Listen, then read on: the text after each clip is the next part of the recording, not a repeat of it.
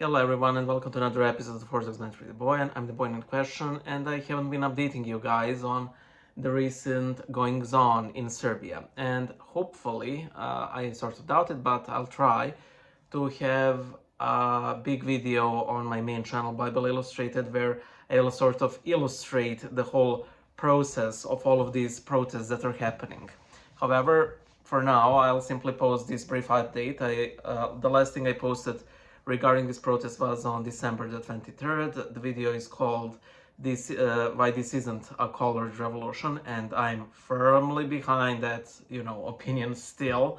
However, there were some recent events that were simply, problematic. As you probably know, um, the Serbia is having major demonstrations against our current dictator, Aleksandar Vučić. However, the framing is essentially that we want people who were liable for the November 1 canopy collapse on a railway station where 15 people died, that all of the people who are responsible for that are processed, and none of them are. There are some inconsequential people like the director of that railway station, but none of the politicians, some of whom are very much influential and very much in cahoots with Aleksandar Vučić. So what happened?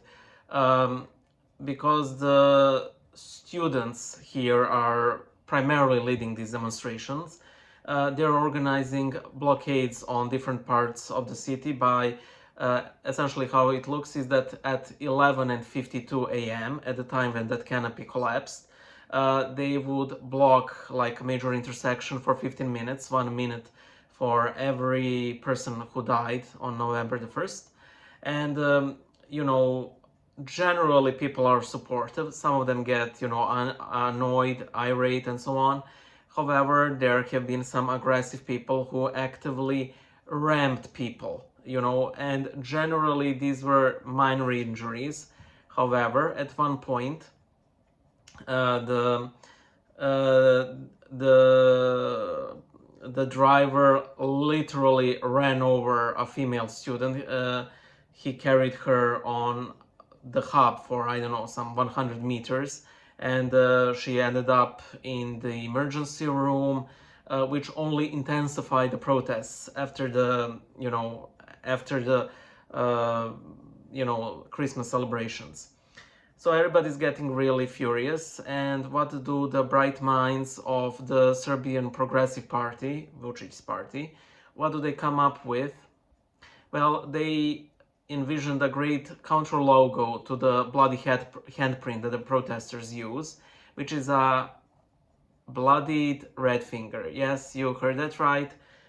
When we protest the lack of accountability, responsibility, and actually requesting that people who we know are guilty of corruption that led to this disaster, their response is a bloodied red middle finger. So they placed like these banners on some of the passageways across our motorways, and they even had police protection. They even had people guarding them. Of course, there were a lot of memes of the guardians of the, I'm still an Orthodox content creator. So, yeah, the church is lukewarm, as it always is. Our patriarch went to visit the wounded student, which is the most support he has shown this movement ever, but only after the president said that her running over was bad. So yeah, the king of the lukewarms. You might be tempted, deceived, to say that, well, the church will be above everyday politics. Listen, I agree with that. I agree.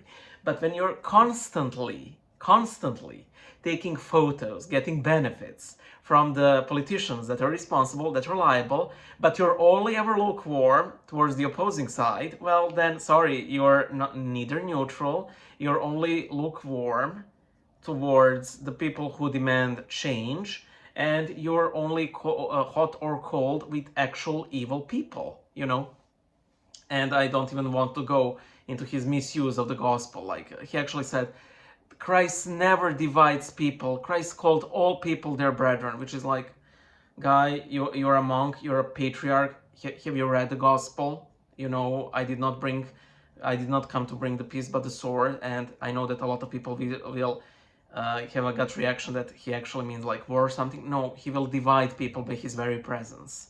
You know, and not to mention evil Saint Paul, who said that there need to be divisions among you, so to see who's consistent among you.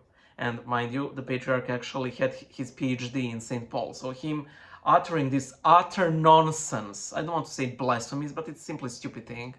And very often, you know, heresy is stupidity. But I don't want to go that far. He simply goes, well, you know, Christ, well, when you're getting a lot of your, you know, money and benefits, you surely keep quiet, don't you? So yeah, that's where things are. Yesterday we had a huge strike in the entire country. There were a lot of huge protests all across the entire country, except in the town of Jagodina, where Vučić had his rally, and there were, I'll be generous, some 40,000 people there who were gathered all over the Serbia. And by the way, how he gets them is essentially two things. He offers these people like, I know, 1,000 or 2,000 dinars, which is around 20 bucks at most, and a sandwich. At best. At worst, these are people who work in state enterprises, in state companies, like, you know, utilities and everything. And they have to attend these. Generally, they're threatened with being laid off. A friend of mine, who is this really timid, humble girl, she had to attend one of these rallies, I know, a year ago or 2 years ago, and she said no, nothing happened to her, thank God, but I think that her guardian angel was very proud of her, you know. So yeah, that's what we have from our ruling party for now, the red middle finger. By the way, because the elementary and high schools have also started striking and protesting. One of the hooligans who were pro the Serbian Progressive Party, they actually entered schoolyards and high school yards and spray painted the red middle finger all across, like our education institutions. So yeah, this is the kind of demon that we are fighting against. And the church hierarchy, not the church hierarchy is being a bitch. I don't have any other words to. It's so shameful. It's so shameful.